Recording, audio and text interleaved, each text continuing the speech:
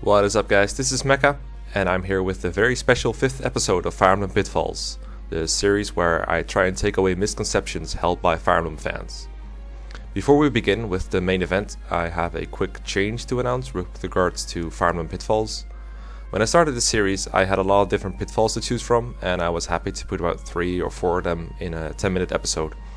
However, that gave me very little time to elaborate on them, and when I rewatch them, I sometimes feel like I'm not doing them justice. And in addition, I am also slowly running out of things to talk about. So that's why from now on, I'm going to be doing episodes that might be a little shorter, so that I can discuss fewer pitfalls but more in depth.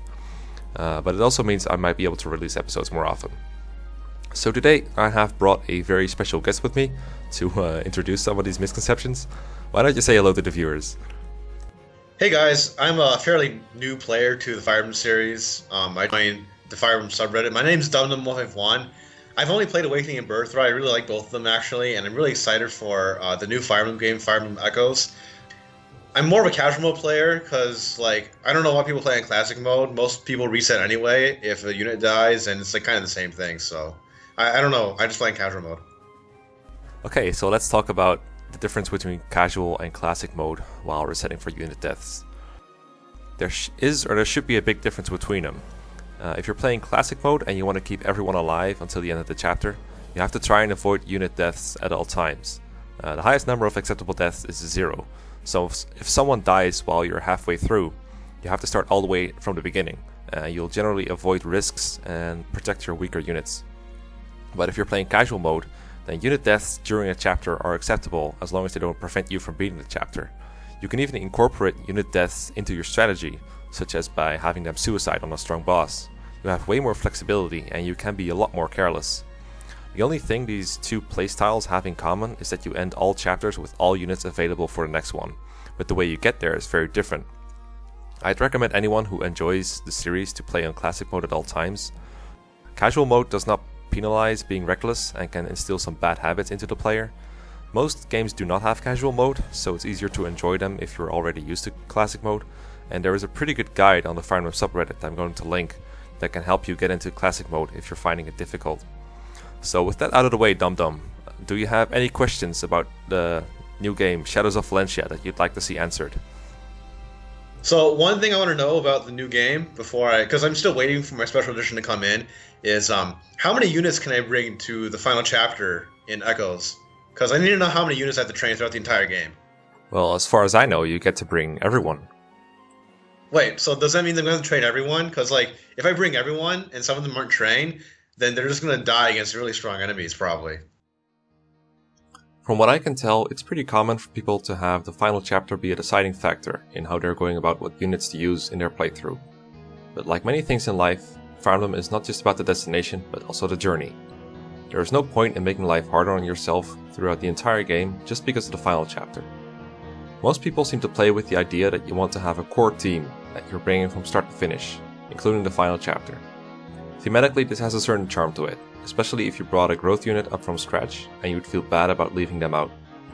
But I think it's important to realize that you should deviate from your core team every once in a while, since not every unit can really contribute in every map, and that can include the final chapter. But for example, if you're playing the desert chapter, it's probably pointless to bring people that only have 1 or 2 movement.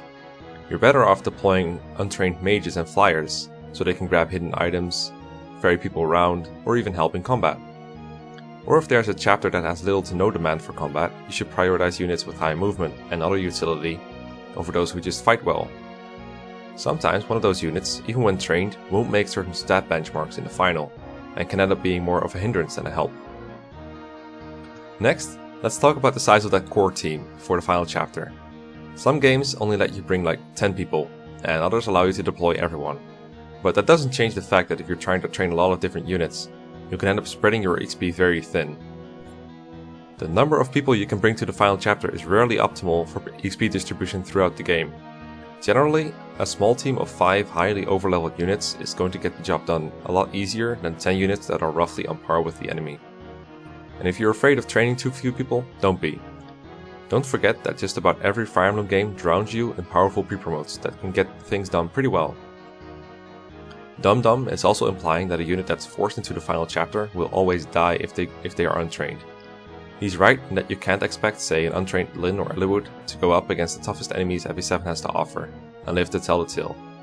But most final chapters offer a way for frill units to sit out.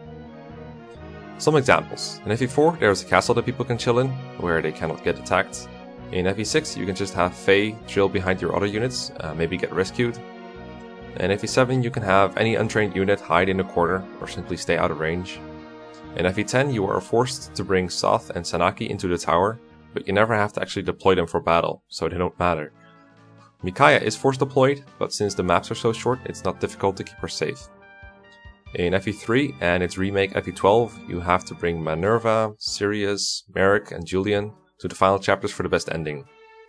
In FE12 you don't have to deploy them at all until the last battle, which you can complete pretty easily without ever having them fight at all. In FE3 they are forced into the other two final maps, but they are not too hard to keep alive as long as you don't send them into danger.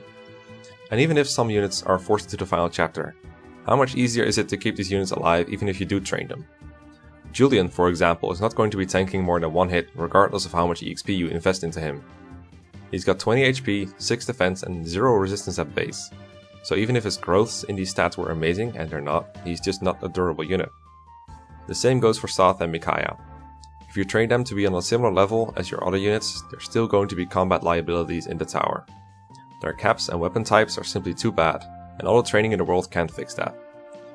For these two to really help you, they have to be given ridiculous skill combos like Wrath plus Resolve, and even then their safety is not guaranteed. It's much more convenient to just leave Soth off the map and have Mekkah spam ranged stabs like Fortify from a safe location. So generally, putting up with a bad unit for most of the game, just because they're in the final chapter, is not going to help you.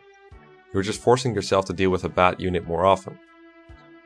If there's a good unit that's force deployed at some point, sure, you should probably train them, because they're good. In a nutshell, if you're doing battle preparations for Chapter 5, you shouldn't really worry about the final chapter. You should worry about Chapter 5. That's going to be it for this episode of Fire Emblem Pitfalls. Thanks for watching, and I'll see you guys next time. Yes, I have played FE4.